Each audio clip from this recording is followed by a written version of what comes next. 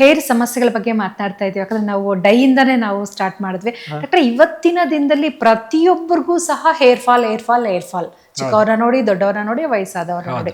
ಇದು ಒಂದ್ ಕಡೆ ಆಯ್ತು ಅಂತ ಹೇಳಿದ್ರೆ, ಇನ್ನ ತಲೆಯಲ್ಲಿ ಪ್ಯಾಚ್ಗಳು ಆಗುವಂಥದ್ದು, ಇದ್ದಕ್ಕಿದ್ದಾಗೆ ಒಂದೊಂದು ಜಾಗದಲ್ಲಿ ಹೇರ್ ಸಂಪೂರ್ಣವಾಗಿ ಉದ್ರ ಹೋಗ್ಬಿಡುತ್ತೆ. ಇದು ಯಾಕಾಗುತ್ತೆ? ಇದಕ್ಕೆ ಚಿಕಿತ್ಸೆ ಇದೆಯಾ?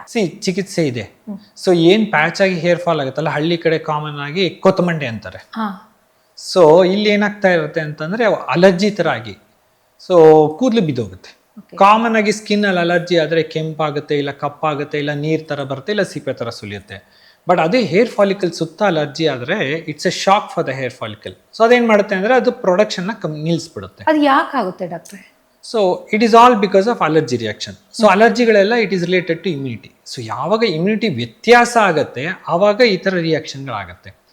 ಎಷ್ಟೊಂದ್ಸಲಿ ಎಷ್ಟೇ ಕಾರಣ ಹುಡುಕಿದ್ರೆ ಏನಕ್ಕಾಯ್ತು ಅಂತ ಹೇಳಕ್ಕಾಗಲ್ಲ. ಫಾರ್ ಎಕ್ಸಾಂಪಲ್, ಇವಾಗ ಆರ್ಥ್ರೈಟಿಸ್ ಇರ್ಬೋದು, ಆಸ್ತಮಾ ಇರ್ಬೋದು, ಏನಕ್ಕಾಯ್ತು ಅಂತ ಹೇಳಲಿಕ್ಕಾಗಲ್ಲ, ಬಟ್ ಟ್ರೀಟ್ ಮಾಡ್ಬೋದು. Second thing is major factor is stress.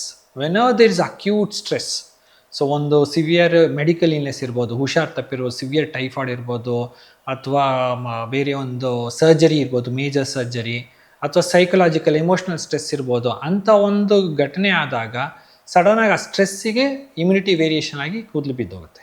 Okay. So ಒಂದು ಅಡ್ವಾಂಟೇಜ್ ಏನಂದ್ರೆ ಈ ಕಂಡೀಷನಲ್ಲಿ ಕರೆಕ್ಟಾಗಿ ಟ್ರೀಟ್ಮೆಂಟ್ ತಗೊಂಡ್ರೆ ಟೈಮಲ್ಲಿ ಸೊ ಹೇರ್ ಪೂರ್ತಿ ವಾಪಸ್ ಬೆಳೆಯುತ್ತೆ. ಸೊ ಅದೊಂದು ಅಡ್ವಾಂಟೇಜ್. ಅದು ಎಷ್ಟು ಸಮಯ ತೆಗೆದುಕೊಳ್ಳುತ್ತೆ ಡಾಕ್ಟ್ರೆ? ಯೂಶಲಿ ಒಂದು hair follicle around 4 to 6 months. So usually alopecia areata ಅಂತ ಏನು ಈ ಕಂಡೀಷನ್ಗೆ ಹೇಳ್ತೀವಿ ನಾವು, ಇದನ್ನ ಟ್ರೀಟ್ಮೆಂಟ್ ಸ್ಟಾರ್ಟ್ ಮಾಡಿದ್ರೆ ಯೂಶಲಿ ಒಂದು 2-3 ತಿಂಗಳಿಗೆ ಸುಮಾರಷ್ಟು ಕೂದಲು ವಾಪಸ್ ಬಂದ್ಬಿಡುತ್ತೆ. ಈಗ ಒಬ್ಬ ಮಧ್ಯ ವಯಸ್ಕರಾಗ್ಬೋದು ಅಥವಾ ಬಹಳಷ್ಟು ಒಂದು ಏಜ್ ಇರೋಂಥವ್ರಾಗ್ಬೋದು, ಹೇರ್ ಫಾಲ್ ಜಾಸ್ತಿ ಆಗೋಗಿದೆ, ಅಲ್ಲಲ್ಲಿ ನಂಗೆ ಬಾಲ್ಡ್ ಬರೋ ಥರ ಆಗ್ತಿದೆ ಅಂತ ಹೇಳಿ ಒಬ್ಬ ಹೆಣ್ಮಗಳು ನಿಮ್ಮ ಬಳಿ ಬರ್ತಾಳೆ ಅಂತ ಹೇಳ್ದವಾಗ, ಸೊ ಅವ್ರಿಗೆ ಚಿಕಿತ್ಸೆ ಇದೆಯಾ? ಚಿಕಿತ್ಸೆ ಇದೆ. So first and foremost thing is we have to reassure them. ಎಷ್ಟೊಂದ್ಸಲಿ ಏನಾಗುತ್ತೆ ಅಂದ್ರೆ ಪ್ರಾಬ್ಲಮ್ ಇದೆ ಅಂತಾನೆ ಕುಗ್ಗೋಗ್ತಾರೆ, ಅದರದ್ದೇ ಸ್ಟ್ರೆಸ್ ಜಾಸ್ತಿ ಆಗುತ್ತೆ. ಆ ಸ್ಟ್ರೆಸ್ ತಗೊಂಡಾಗ್ಲೂ ಅವ್ರು ಇಂಪ್ರೂವ್ ಆಗಲ್ಲ. ಸೊ ಯಾವಾಗ ನಾವು ಪಾಸಿಟಿವ್ ಆಗಿದ್ದು ಟ್ರೀಟ್ಮೆಂಟ್ ಸ್ಟಾರ್ಟ್ ಮಾಡ್ತೀವಿ, they improve faster. So first is we check for deficiency, ಏನಾದರೂ ಈ ಡಿಫಿಷಿಯನ್ಸಿ ಇದೆ ಅಂತ ನೋಡ್ತೀವಿ. ಅದು ರೆಕ್ಟಿಫೈ ಮಾಡಿದ್ರೆ ಸ್ವಲ್ಪ ಹೇರ್ ಫಾಲ್ ಬೇಗ ಕಂಟ್ರೋಲಿಗೆ ಬರುತ್ತೆ. ಎರಡನೇದು ಏನಾಗುತ್ತೆ ಅಂದರೆ ಹಾರ್ಮೋನ್ ಡಿಸ್ಟ್ರಪ್ಷನ್ ಏನಾದರೂ ಇದೆಯಾ ಅಂತ ಚೆಕ್ ಮಾಡಬೇಕು. ಸೊ ಹಾರ್ಮೋನ್ಸ್ ಅಬ್ನಾರ್ಮಲ್ ಆಗಿದ್ರೆ, ಕೆಲವು ಸಲ ಮೈಲ್ಡ್ ಅಬ್ನಾರ್ಮಲಿಟಿ ಇದ್ದರೆ ಲೈಫ್ ಸ್ಟೈಲ್ ಚೇಂಜಸ್ಸಿಂದ ಇಂಪ್ರೂವ್ ಆಗುತ್ತೆ. ತುಂಬ ಜಾಸ್ತಿ ಇದ್ರೆ ಅದಕ್ಕೂ ಮೆಡಿಸಿನ್ ಸ್ಟಾರ್ಟ್ ಮಾಡಬೇಕಾಗುತ್ತೆ. ಮೂರನೇದು we have to give support for the hairs to grow. So ಏನು ಅದಕ್ಕೆ ಒಂದು ಅನುಕೂಲ ಮಾಡಿಕೊಡ್ಬೇಕು ಬೆಳೆಯೋದಕ್ಕೆ. ಸೊ ಅದಕ್ಕೆ ನ್ಯೂಟ್ರಿಷನಲ್ ಸಪ್ಲಿಮೆಂಟ್ಸ್ ಕೊಡ್ತೀವಿ. ಆಮೇಲೆ ಇದು ಸೀರಮ್ಸ್ ಇರುತ್ತೆ. ಸೊ ಸೀರಮ್ಸ್ ಏನು ಮಾಡುತ್ತೆ ಅಂತಂದರೆ ಬೇಸಿಕಲಿ ಅದು ಹೇರ್ ಫಾಲ್ನ ತಡೆಗಟ್ಟುತ್ತೆ, ಆಮೇಲೆ ಬ್ಲಡ್ ಸರ್ಕ್ಯುಲೇಷನ್ ಇಂಪ್ರೂವ್ ಮಾಡುತ್ತೆ, ಆಮೇಲೆ ಅದು ಗ್ರೋತ್ ಫೇಸ್ ಅಂತೀವಿ.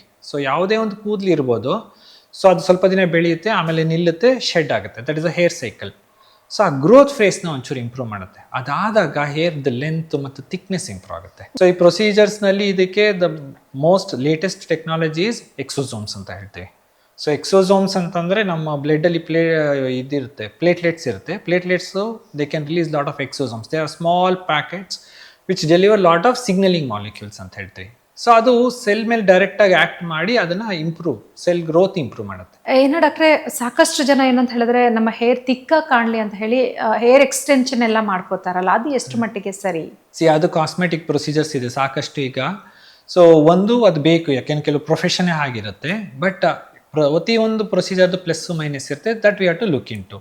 ಸೊ ಯಾವಾಗ ಅದು ಎಕ್ಸ್ಟೆನ್ಷನ್ಸ್ ಎಲ್ಲ ಮಾಡ್ತಾರೆ, ಕೆಲವು ಸಲ ಹೇರ್ ಡ್ಯಾಮೇಜ್ ಆಗೋ ಸಾಧ್ಯತೆಗಳು ಇದೆ. ಯಾಕೆಂದರೆ ಹೇರ್ ಬ್ರೇಕ್ಸು, ಸ್ಪ್ಲಿಟ್ಸ್ ಆಗೋವಂಥದ್ದು ಇರುತ್ತೆ. ಕೆಲವು ಸಲ ಆ ಪ್ರೊಸೀಜರ್ ಮಾಡಬೇಕಾದ್ರೆ ಅದೇನು ಹೀಟ್ ಉಪಯೋಗಿಸ್ತಾರೆ, ಏನು ಕೆಮಿಕಲ್ ಉಪಯೋಗಿಸ್ತಾರೆ, ಅದರಿಂದನೂ ಹೇರ್ ಡ್ಯಾಮೇಜ್ ಆಗುತ್ತೆ. ಸೊ ಆದಷ್ಟು we ask people to flaunt their natural hair. So ನಮ್ಮದು ಏನಿದೆ, ನಮ್ಮ ಸ್ವಂತಿಕೆ, ನಮ್ದು ಏನು ಟ್ರೇಡ್ ಮಾರ್ಕ್ ಥರ ನಮ್ಮ ಸ್ಕಿನ್ ಹೇರ್ ಇದೆ, ಅದನ್ನು ಇಂಪ್ರೂವ್ ಮಾಡಿಕೊಂಡು ಅದನ್ನು we have to be happy with. ಇನ್ನೊಂದು ಇವತ್ತಿನ ದಿನದಲ್ಲಿ ಬಹಳಷ್ಟು ಓಡ್ತಾ ಇರೋದೇನಂತ ಹೇಳಿದ್ರೆ ಏರ್ ಟ್ರಾನ್ಸ್ಪ್ಲಾಂಟೇಷನ್ ಮಾಡ್ಕೋತಾರೆ. ಅದು ಮಾಡಿಸ್ಕೋಬೋದಾ? ಅದರಿಂದ ಏನಾದರೂ ಸೈಡ್ ಎಫೆಕ್ಟ್ಸ್ ಆಗುತ್ತಾ? ಮತ್ತೆ ಆ ಥರ ಮಾಡಿಸ್ಕೊಂಡಾಗ ಸ್ಕಿನ್ ಕ್ಯಾನ್ಸರ್ ಎಲ್ಲ ಬರುತ್ತೆ ಅಂತ ಹೇಳ್ತಾರೆ, ಇದು ನಿಜಾನಾ? ಇಲ್ಲ, ಕ್ಯಾನ್ಸರ್ ಅಂತೂ ಬರೋದಿಲ್ಲ ಹೇರ್ ಟ್ರಾನ್ಸ್ಪ್ಲಾಂಟೇಷನ್ಲಿ. ಯಾಕೆಂತಂದ್ರೆ ಅವ್ರದೇ ಕೂದಲನ್ನು ಒಂದು ಕಡೆಯಿಂದ ತೆಗೆದು ಇನ್ನೊಂದು ಕಡೆಗೆ ನಾಟಿ ಮಾಡುವಂಥದ್ದು. ಎರಡನೇದು ಸೇಫ್ಟಿ ಇದೆಯಾ? ಹೌದು ಇದೆ, because it is surgical procedure, ತೊಂದರೆ ಇಲ್ಲ. ಬಟ್ ಕೆಲವು ಸಲ ಏನಾದರೂ ಅವರು ಕೇರ್ ತೊಗೊಳ್ಳಿ ಅಂದರೆ, ಸರ್ಜರಿ ಮಾಡಿದಾಗ ಬರೀ ಸರ್ಜನ್ದು ಅಷ್ಟೇ ಅಲ್ಲ, ಆಮೇಲೆ ಏನು ಕೇರ್ ತೊಗೊಳ್ತಾರೆ ಅನ್ನೋದು ಇಂಪಾರ್ಟೆಂಟು. ಸೊ ಒಂದೊಂದ್ಸಲಿ ಕರೆಕ್ಟಾಗಿ ಕೇರ್ ತೊಗೊಳ್ಲಿಲ್ಲ ಅಂದರೆ ಇನ್ಫೆಕ್ಷನ್ಸ್ ಆಗ್ಬೋದು, ಅಥವಾ ಹಾಕಿರೋ ಫಾಲಿಕಲ್ಸ್ ಬಿದ್ದೋಗ್ಬೋದು. ಅದು ಬಿಟ್ಟರೆ ಒಬ್ರು ಟ್ರೈನ್ಡ್ ಕ್ವಾಲಿಫೈಡ್ ಡರ್ಮಟಾಲಜಿಸ್ಟ್ ಹತ್ರ ಮಾಡಿಸಿದ್ರೆ hair transplantation it is quite